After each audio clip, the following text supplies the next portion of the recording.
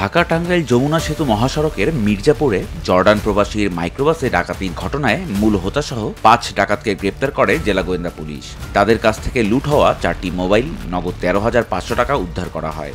গ্রেপ্তারকৃতদের বিরুদ্ধে বিভিন্ন থানায় একাধিক মামলা রয়েছে। মঙ্গলবার দুপুরে পুলিশ সুপার মোহাম্মদ মিজানুর রহমান তার কার্যালয়ে এক সংবাদ সম্মেলনে নিশ্চিত করেছেন। সাংবাদিকদের তিনি জানান, সোমবার সাভার এবং মিরপুর থেকে তাদের গ্রেফতার করা হয়।